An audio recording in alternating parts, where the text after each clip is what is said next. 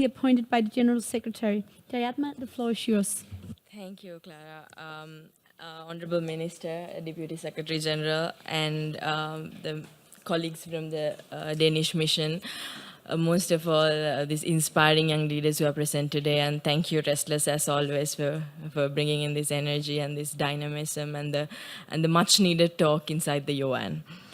With an experience of leading a young women-led movement in Sri Lanka to increase young women's participation in politics, I have a lot of things to add to this conversation today. But I'd like to really focus on the word accountability in today's discussion.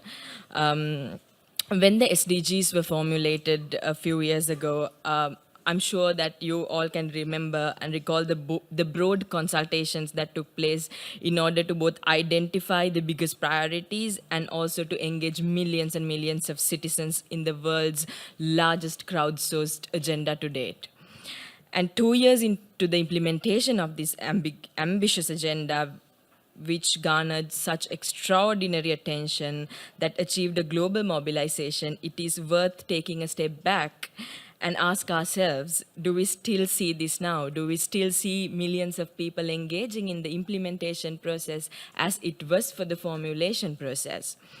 And most importantly, young people were one of the largest demographics that responded to this call, like the consultations such as My World.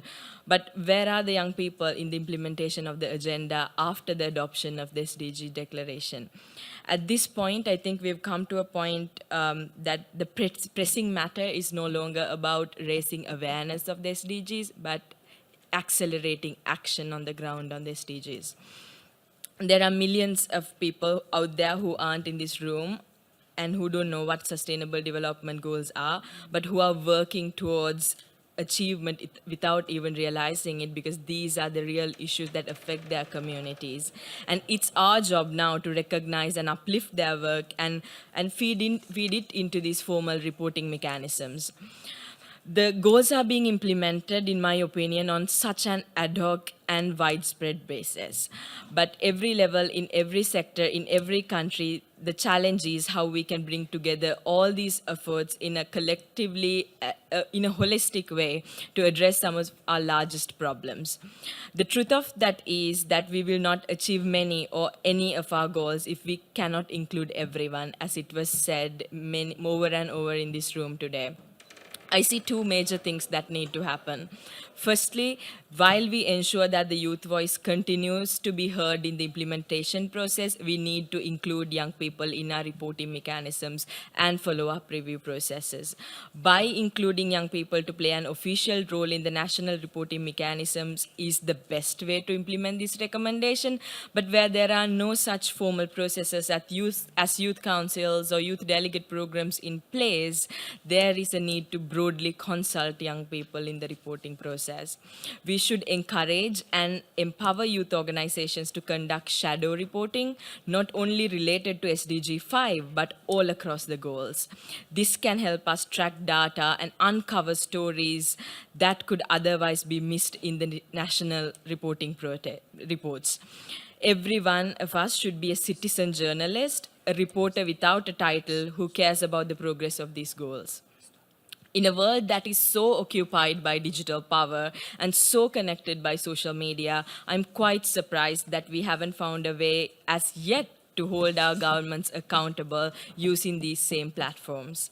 And secondly, we must push for the localization across every target of every goal to ensure that this process is accessible to all. And when I say accessible to all, I mean this in the most all-encompassing way possible. We need members of rural communities and urban communities, speakers of major languages and of these lesser-known languages, all generations and younger generations, members of the LGBTIQ community, members of different religions, and women and men, and every gender alike. If we are going to share an agenda, we need to have this unity across the board.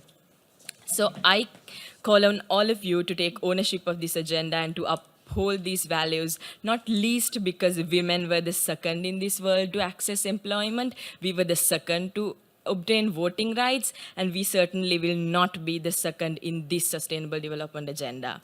Progress overall does not mean progress for all.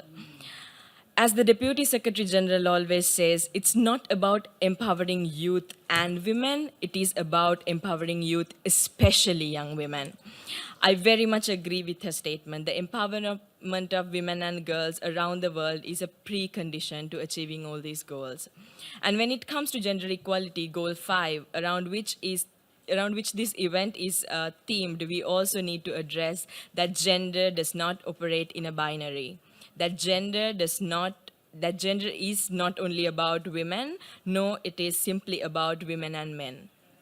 Gender equality speaks to the equality that we wish to see in every part of our society. It's the equality of every person of any gender. It is a human right, and it is the basis of every kind of work that we do to build a better world and more sustainable world where no one is left behind. Thank you.